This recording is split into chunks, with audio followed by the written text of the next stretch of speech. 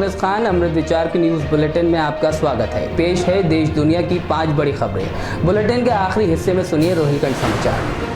उत्तरी कश्मीर के सोपोर में आतंकियों ने एक बार फिर नापाक साजिश को अंजाम दिया। बुधवार सुबह सीआरपीएफ की टुकड़ी पर आतंकवादियों के हमले में एक सीआरपीएफ हेड कांस्टेबल और एक नागरिक की मौत हो गई, जबकि 3 अन्य सुरक्षा कर्मी घायल हुए हैं। बताया जा रहा है कि आतंकियों ने सीआरपीएफ के जवानों पर ताबड़तोड़ फायरिंग की। फिलहाल क्षेत्र की घेराबंदी कर आतंकवादियों को पकड़ने के लिए तलाशी अभियान चलाया जा रहा है। एनएलसी इंडिया लिमिटेड की एक थर्मल पावर यूनिट में बुधवार को बॉयलर के अंदर विस्फोट होने से 4 श्रमिकों की मौत हो गई और 17 अन्य लोग घायल हुए हैं। एनएलसी इंडिया की ये इंटीग्रेटेड माइनिंग कम पावर प्लांट तमिलनाडु के कुडालोर जिले के नेवेली में स्थित है। प्रस्तावित राम मंदिर भूमि पूजन को अनिश्चितकाल के लिए स्थगित किए जाने के बाद अयोध्या में संत नाराज हैं। संतों का कहना है कि राम मंदिर का काम सावन के महीने में बिना किसी देरी के शुरू किया जाना चाहिए। महंत नृत्य गोपाल दास के उत्तराधिकारी महंत कमल नयन दास ने कहा कि हमने प्रधानमंत्री से भूमि पूजन में भाग लेने का अनुरोध किया है।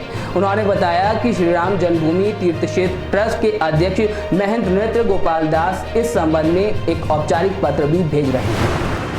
केंद्र सरकार जल्द ही सड़क दुर्घटना में घायल लोगों के लिए एक योजना लॉन्च करने जा रही है। इस योजना के तहत अब सड़क दुर्घटना में पीड़ितों का कैशलेस इलाज संभव हो पाएगा। इसके लिए सरकार मोटर व्हीकल एक्सीडेंट फंड का भी गठन करेगी।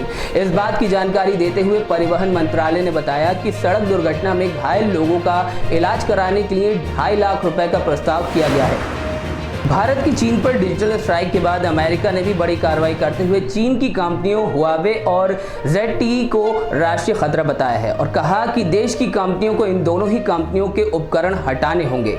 कोरोना वायरस की महामारी को विश्व भर में फैलने के लिए अमेरिका के राष्ट्रपति डोनाल्ड ट्रंप चीन पर लगातार हमलावर हैं, लिहाजा इसी कड़ी में उन्होंने दोनों कंपनियों पर कार्रवाई की है। अब रुख करते हैं रोहिलखंड समाचार का।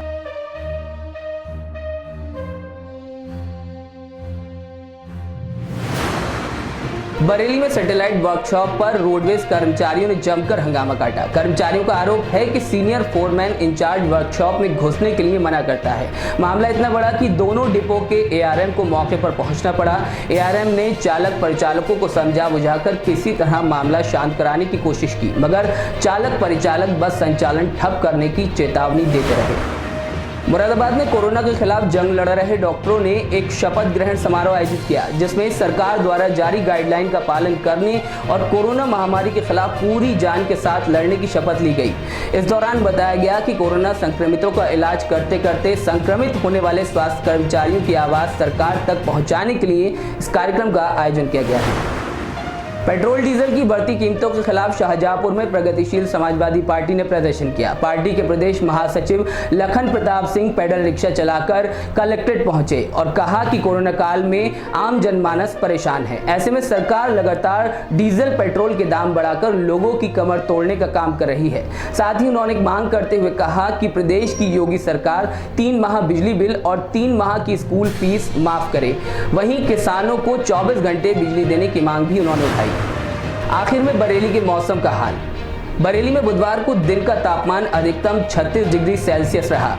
कल यानी गुरुवार को भी तापमान 36 डिग्री सेल्सियस रहने का अनुमान है। इन खबरों को डिटेल में जानने के लिए लॉगिन कीजिए हमारी वेबसाइट www.amritvichar.com पर। नमस्कार।